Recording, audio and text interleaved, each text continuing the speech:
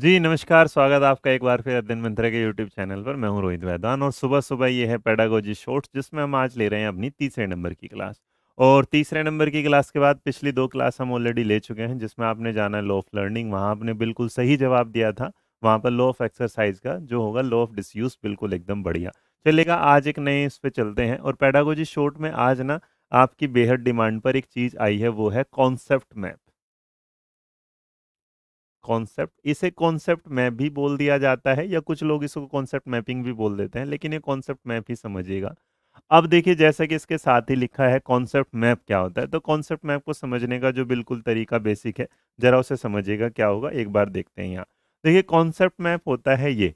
तो जब आप बात करते हैं कॉन्सेप्ट मैप के बारे में तो इसे हिंदी में लिखने की कोई ज़रूरत नहीं है कि चित्र होगा, चित्रण होगा, विषय वस्तु नहीं। तो कॉन्सेप्ट मैप के बारे में अगर कोई पूछेगा एक बेसिक जवाब तो सबसे पहले सवाल ये आ सकता है गिवन बाय क्या होगा। तो किसने ये दिया है? तो याद रखिएगा इसको देने वाले हैं जोसेफ डी नेवोक। तो इन्होंने इसके बारे में बात की थी तो पहला सवाल तो ये है। लेकिन कॉन्सेप्ट मैप क्या है? तो कॉन्सेप्ट मैप देखिएगा एक इंफॉर्मेशन है, एक विजुअल डेटा है जिसको आप क्या करते हैं लिख। तो यहाँ पर इसका मतलब आप सबसे पहले जब कोई कॉन्सेप्ट आता है तो कॉन्सेप्ट में सबसे पहले आपके दिमाग में कोई क्या आ जाता है? आइडिया आ जाता है। उसके बाद आइडिया आ जाए या आप उसे कह सकते हैं कि आपके दिमाग में क्या आ जाती है? एक इन्फॉर्मेशन आ जाती है। आप इन्फॉर्मेशन को किसी चीज़ के साथ क्या करना शुरू कर देते हैं? लिंक करना शुरू कर देते हैं। लिंक करने के साथ आप उसे फिर आगे बढ़ाना शुरू करते हैं तो उसके साथ कुछ चीज़ों को क्या है इंटीग्रेट करना शुरू कर देते हैं। इंटीग्रेट तो यहाँ अगर मैं आपसे कहूँ तो कॉन्सेप्ट जो मैप होता है उसे कैसे काम करते हैं तो एक बेसिक और सबसे बेस्ट एग्जांपल होता है जैसे आप समझेंगे कुछ इस प्रकार। तो आपने कॉन्सेप्ट मैप सीखा होगा तो कुछ सीखिएगा ऐसे जैसे आपको टेंस पढ़ाए गए होंगे, हिंदी में पढ़ाए गए हैं, इंग्लिश में। तो जब टेंस पढ़ाए जाते हैं तो टेंस के पढ़ाने के दौरान आपको पहले 3 चीज़ दिखाई जाती हैं और 3 चीज़ दिखाते टाइम आपको बोल दिया जाए ये क्या है? प्रेजेंट है, मतलब आपका क्या है वर्तमान काल है, इधर क्या होगा पास्ट होगा, इधर इसके बाद इसमें क्या आ जाएगा फ्यूचर आ जाएगा। जब आपको ये 3 चीज़ें बता दी जाती है फिर कहा जाता है कि ये जो तीनों चीज़ें होती हैं इनका भी आप अगर लिंक करके चलेंगे तो इनके साथ भी कुछ चीज़ें जुड़ जाती हैं और जुड़ने में इन तीनों का भी अपने अपने साथ एक पार्ट हो जाता है जिसमें आप पढ़ते हैं पहले वाले को इनडेफिनिट टेंस, उसके बाद दूसरा फिर कोई पढ़ता है कॉन्टिन्यूस टेंस, उसके बाद अगर आप पढ़ते हैं तो क्या है परफेक्ट टेंस। मैं 3 छोटे तरीके से एग्जांपल के तौर पर दे रहा हूँ। परफेक्ट है और लास्ट में अगर चौथे में पढ़ते हैं तो आप पढ़ जाते हैं क्या जी प्रेजेंट परफेक्ट या प्रेजेंट परफेक्ट कॉन्टिन्यूस टेंस इस तरह। तो अगर आप देखेंगे तो इसका मतलब ये लिंक करता चला जाएगा जैसे आप बच्चे को पढ़ाते हैं पार्ट ऑफ स्पीच तो क्या है लिंक पढ़ा।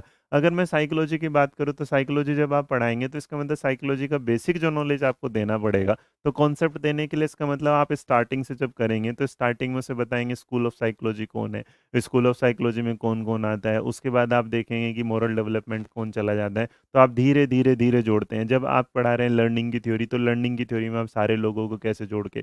तो कॉन्सेप्ट मैप होता है कि जिस जगह आपको कोई रास्ता दिखाया जाता है और रास्ता उसकी मंजिल तक ले जाया जाए, उसके बीच में आने वाले स्टेप एक दूसरे से क्या हो लिंक हो। अब इसको कैसे समझा जा सकता है उसे इस तरह भी समझा जा सकता है टीचिंग में कि टीचिंग में से समझने का एक बेसिक सा तरीका ये होगा कि मान लीजिएगा एक तरफ क्या है स्टूडेंट है और एक तरफ क्या है टीचर है।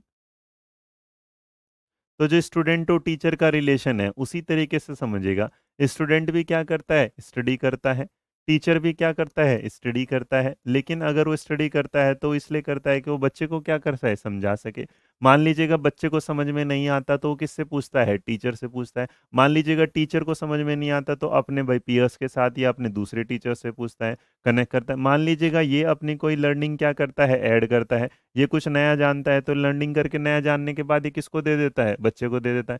मान लीजिएगा बच्चे को कुछ नहीं पता और वो कुछ क्वेश्चन की क्या करता है क्वेरी पूछता है, उसके दिमाग में कोई क्वेश्चन आता है, वो क्वेश्चन किससे जाके पूछता है टीचर से पूछता है, टीचर उसके बारे में जानकारी। तो इसका मतलब ये कॉन्सेप्ट ना एक के बाद आगे बढ़ता चला जाता है और जब ये बढ़ता चला जाता है तो ये कुछ इस प्रकार से आगे बढ़ता चला जाएगा जैसे यहाँ। अगर ये पिक्चर आपको क्लियर नहीं दिखाई होगी तो इसका मतलब स्टेप जो कॉन्सेप्ट मैपिंग के उसमें कोई दिक्कत आएगी। लेकिन जब मैं आपको इस पिक्चर को दिखा रहा हूं तो इसके दिखाने का रीजन क्या था मेरा वो ये कि इसका मतलब जब भी आप कॉन्सेप्ट बनाते हैं तो सबसे पहले आप प्रिपेयर करते हैं किसी चीज़ के प्रोजेक्ट को। इसका मतलब आपने किसी चीज़ को क्या किया, प्रोजेक्ट। तो आपके बच्चे ने कहा कि सर जी मेरे को तो फ़ोटो क्लियर नहीं दिख रहा, तो इसका मतलब हमारा जो प्रोजेक्ट है क्लियर नहीं, कोई नहीं। लेकिन इस प्रोजेक्ट को पूरा करने के लिए हमारे दिमाग में क्या आएँगे, आइडियाज़ आएँगे। उन आइडियाज़ को हम क्या करेंगे, फ़ॉलो करेंगे। जैसे ही आइडियाज़ आएँगे तो उस पॉइंट टू पॉइंट हम उसका क्या करेंगे, स्ट्रक्चर बनाएँगे। और जब हम स्ट्रक्चर बना देंगे तो उसके बाद हम उसे क्या करेंगे, उसको मैप लाएँगे कि कैसे-कैसे पूरा करना है, कंप्यूटाइज़ करना है, कंप्यूटर से उसका निकालना। उसके बाद हम उससे क्या करेंगे, इंटरप्रेट करना शुरू कर देंगे कि आगे इसको कहाँ-कहाँ लॉजिक लगाना है। और जब आप लगा देंगे तो आप उसे क्या करेंगे, यूटिलाइज़ करना शुरू कर देंगे। तो आपने जब ये सारी चीज़ें देखी तो इस बच्चे को किस तरीके से देखना है ये। इसका मतलब आपके दिमाग में एक प्रोजेक्ट आया, एक बच्चा, जो बच्चा आपके सामने आया आपको उसको पढ़ाना है। उसको पढ़ाने के बाद उसे आप क्या पढ़ाने के क्या है, आपके पास आइडियाज़ हैं। इसका मतलब आपको देखना है इंडिविजुअल डिफरेंसेस का।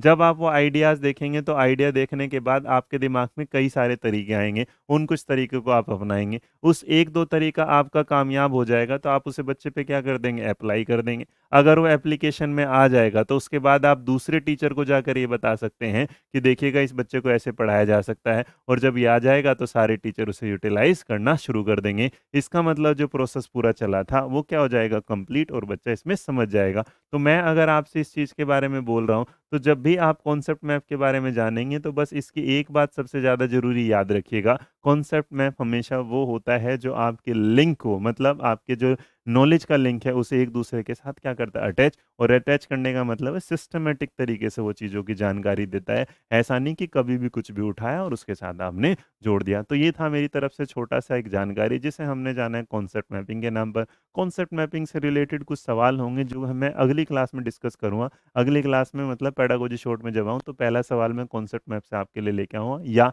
अगर तुम कहोगे नहीं सर इसी में बताओ तो इसी में सुन लीजिएगा। अगर आपसे ये जानकारी दीजिए कि एक बच्चे को पढ़ाने के लिए एक सिस्टमैटिक तरीका दिया जाता है, जिस तरीके में वो चीज़ों को वन बाय वन यूज़ करता है, तो वो क्या कहलाती है? तो इसका जवाब दीजिएगा क्या होगा? कॉन्सेप्ट मैप कहलाएगा, क्रिटिकल थिंकिंग कहलाएगा, ये डाइवर्जेंट थिंकिंग कहलाएगा, या कन्वर्जेंट थिंकिंग। तो सवाल का जवाब देंगे आप। मिलेंगे नई पेडागोजी शॉर्ट में सुबह कितने बजे? ठीक एकदम 7 बजे आपके सामने फिर होंगे। तब तक के लिए खुश रहिए, मुस्कुराते रहिएगा, अपना ध्यान रखिएगा। जय हिंद, जय भारत, नमस्कार।